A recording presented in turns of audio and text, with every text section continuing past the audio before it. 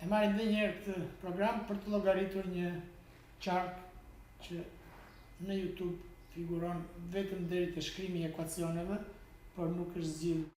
Ne konkretisht shikojmë ushtrimin me burime të komanduar, burime dhe tensione që kanë ngelur i pas zgjidhur në YouTube, ndërkohë familiarizohemi dhe më shumë me burimet e komanduar. Për të fituar kohë, qarkun e kam vizatuar paraprakisht në ambientin e PSpice-it në përputhje me figurën. Nëse vini re, nyjet 1, 2 dhe 3 që kam emërtuar në figurë i kam reflektuar njëkohësisht dhe në ambientin e PSpice-it, ndërkohë që për nyjen 4 këtë gjë nuk e kam bërë akoma. Nëse do të ekzaminoj listën e elementëve të këtij qarku, vini re, rezistenca R3 është lidhur midis nyjes që unë kam emërtuar nyja 3 dhe nyjes string në 0001 që e ka vendosur si emërtim programi automatikisht. Nëse dua të ndryshoj këtë emërtim në përputhje me figurën, mjafton të bëj double click mbi zonën e kuj-potenciale që i takon nyjes 4 dhe të emërtoj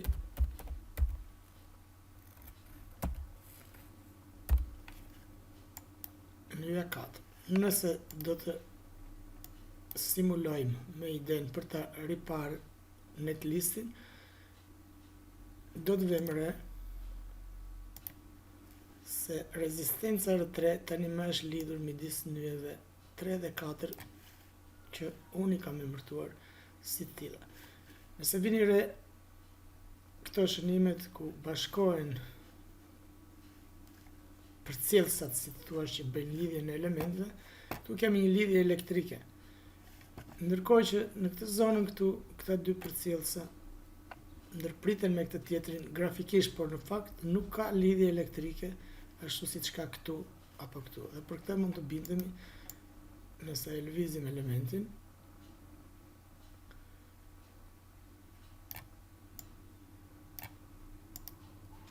Lidhje elektrike midis këtyre dy pikave nuk krijohet.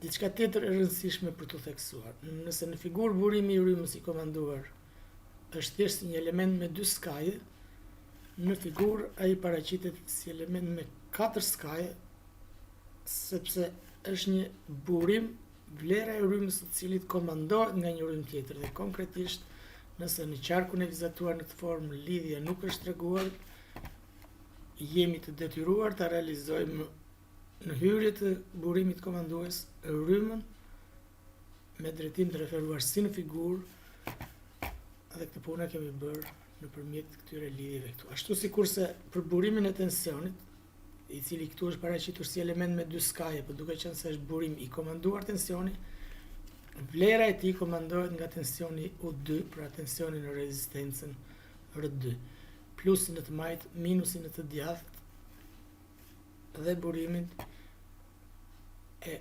komanduar e kam lidhur në hyrje të tij pikërisht në atë formë që plusi i burimit, siç e shikoni këtu, të vi tek plusi i tensionit komandues dhe minusi i tij të vi tek minusi i tensionit komandues.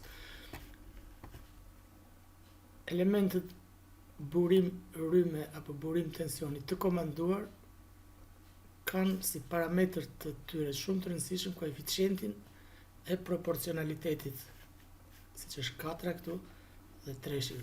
Nëse bëj double click mbi elementin përkatës, ky koeficient është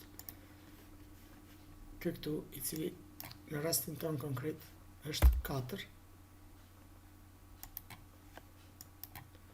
Dhe nëse bëj double click mbi burimin e tensionit, ky koeficienti këtu është në rolin e koeficientit të proporcionalitetit, dhe siç e shikoni e kemi 3 aq sa që është realisht.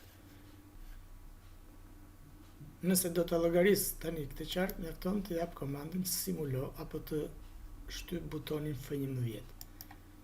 llogaritja u krye, por rezultatet ne akoma nuk I shikojmë për arsyeën e thjeshtë që nuk e kemi aktivizuar afishimin e potencialeve.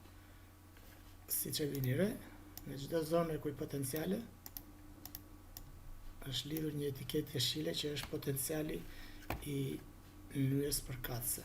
Dhe nëse aktivizojmë dhe afishimin e rrymave,